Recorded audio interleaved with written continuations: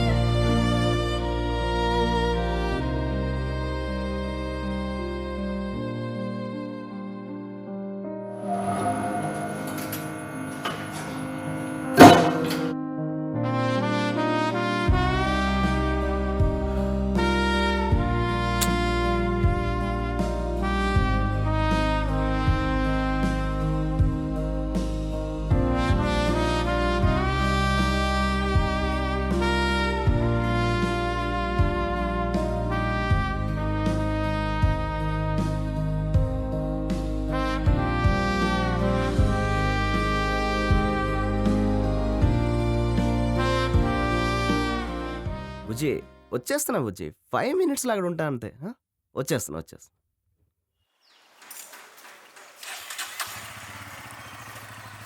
ఏ. ఏంటి తగిలింది అంతేగా, దానికెందుకు అలా ముఖం పెట్టు. సరే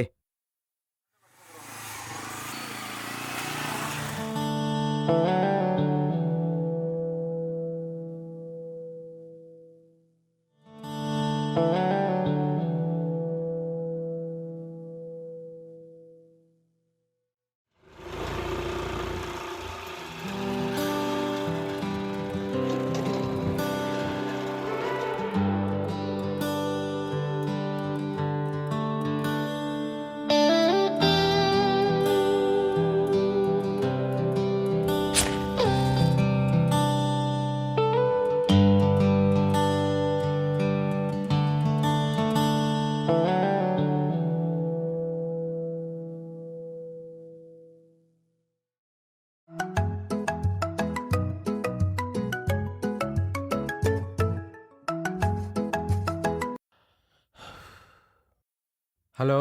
ఏంటి ఫోన్ ఎత్తడం లేదు? నువ్వు నిద్ర లేచి బయటకు వెళ్ళిపోతావు. ఇక్కడ సమాధానం చెప్పాల్సింది ఎవరు? అలా కాదు. నేను.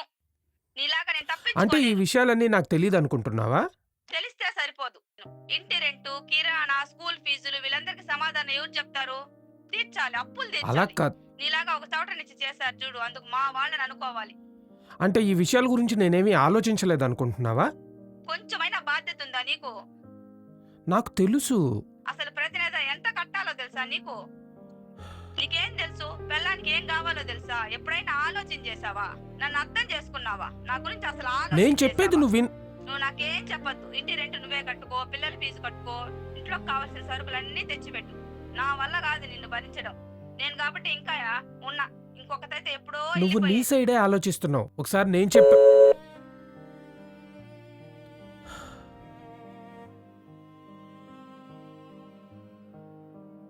ఛే.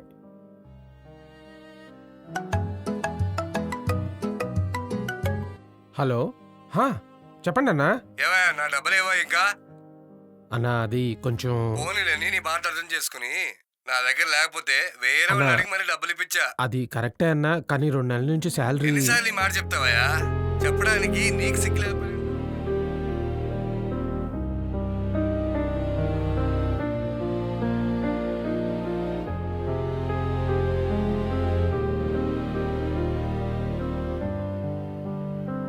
ఈ కథలన్నీ నాకు చెప్పొద్దు. రేపు నాకు డబ్బులు కావాలి. ఇచ్చేస్తానన్నా. నువ్వెప్పుడో ఇస్తే నాకెందుకు? రేపు నాకు డబ్బులు కావాలి. కొంచెం అన్నా, నాకు కొంచెం టైం నాకు ఇస్తే. 2 సమస్యలున్నాయి. అవన్నీ నీకు చెప్పానా? నీ సమస్యలన్నీ నాకెందుకయ్యా? నాకు రేపు డబ్బులు సరే. కావాలి అంతే. ఓకే.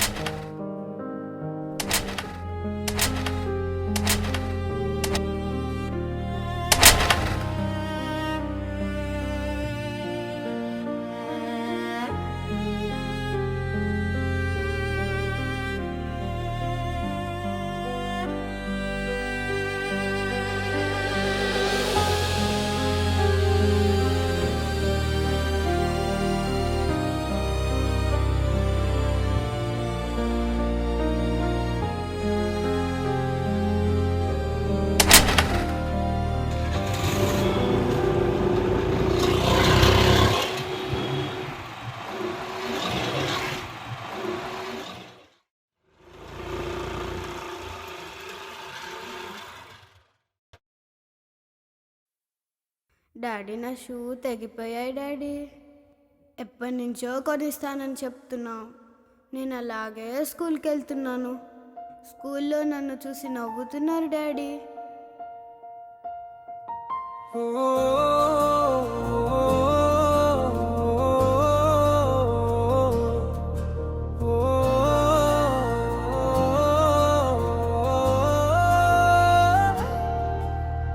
పొద్దున లేచిన జీవన బాధలు, నిద్రాదాకా మదిలో మెదిలే సుడిగుండాలు, అలలకు ఎదురే వృధా ప్రయత్నం, మన బ్రతుకేమో దారం లేని గాలిపటం. కాలం ఒడిలో నువ్వొక్కడివా, కారణమెరుగని మనుజుడివా, చీకటి గదిలో మినుగురులైనా చూపించునుగా వెళ్ళే మార్గం. ఉన్న కష్టం ఊరకపోదని, లేని కష్టం చెప్పకరాదని, ఇస్తాడా ఎవరైనా గ్యారంటీ పత్రం? ఓ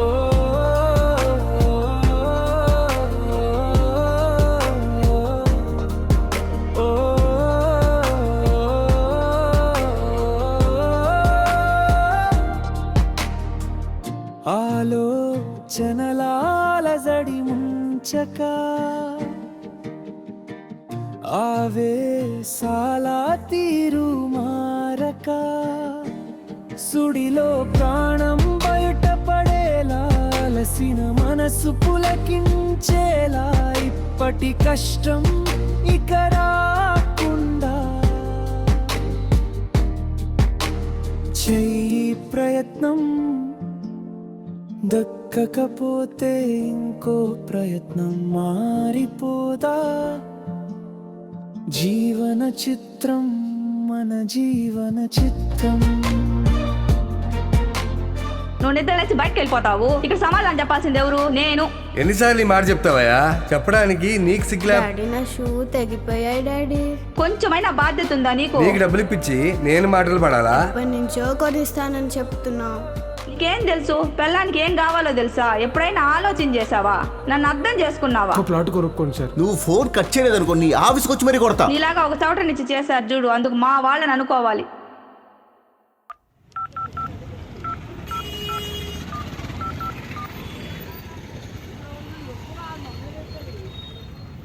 హలో. రే శాలరీ పడింది చూసావా? అవునా? అవును, ఇప్పుడే పడింది. చెక్ చేసుకో ఒకసారి. ఒక్క నిమిషం ఉండు.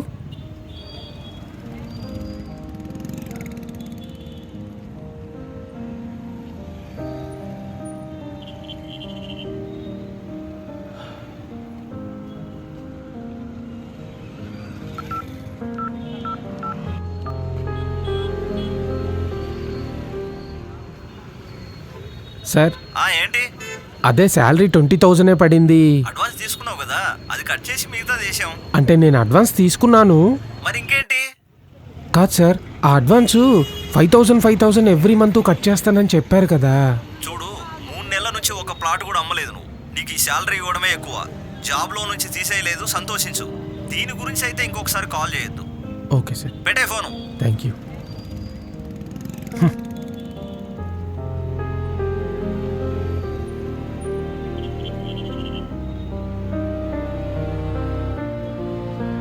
నా దగ్గర 3,000 ఉన్నాయి. కాదురా, డబ్బుల కోసం కాదు. నీ పొజిషన్ నాకు తెలుసు. మరి బండి అమ్మేద్దాం అనుకుంటున్నాను. నాకు వేరే ఆప్షన్ లేదు. బండి అమ్మేస్తావా? నాకు డబ్బులు చాలా అవసరం. సరే అయితే రేపు పొద్దున ఎర్రగడ్డొచ్చే అమ్మేద్దాం. Okay, thank you.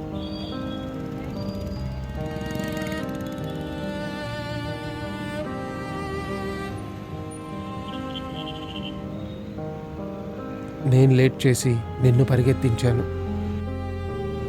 నేను మందు తాగి నిన్ను కింద పడేశాను. అయినా ఎన్నాళ్ళు నువ్వు నా బరువును మోసావు.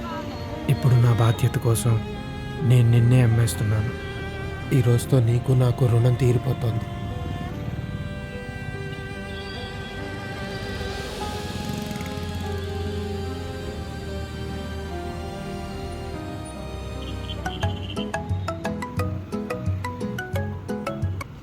హలో సుబ్రహ్మణ్యం, సార్, చెప్పండి. నేనయ్యా కృష్ణరాజుని. పొద్దున తిట్టానని ఫీల్ అవ్వకు. ఆ సైట్ గురించి మా ఆవిడతో చెప్పా. 3 ప్లాట్లు కొందాము అంది. మా ఆవిడ పిల్లల పేర్ల మీద సార్. కొనేద్దామని డిసైడ్ అయిపోయా. నువ్వు కూడా ఎప్పటి నుంచి వెంటబడుతున్నావు కదా. Okay sir. నీ టార్చర్ నుండి కూడా తప్పించుకుందామని. థ్యాంక్ యూ ఎక్కడ సార్. కలుద్దాం? ఎప్పుడు కలుద్దాం? ఆఫీస్కి వచ్చేయండి సార్. చెక్కు తెమ్మంటావా, క్యాషా? మీ ఇష్టం సార్. సరే, క్యాషే తీసుకొస్తాలే. Okay sir. రిజిస్ట్రేషన్ పెట్టేసుకో. అలాగే సార్. థ్యాంక్ యూ సరే, సార్. సరే. థ్యాంక్ యూ సో ఉంటా మచ్. మరి.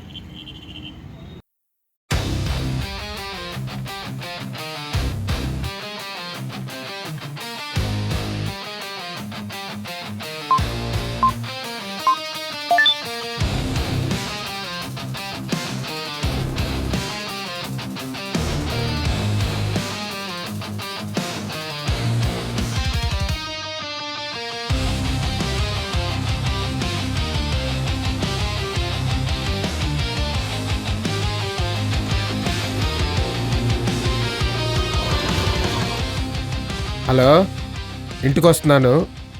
మటన్ బిర్యానీ తెస్తా. ఫ్యామిలీ కావాలా, జంబో కావాలా?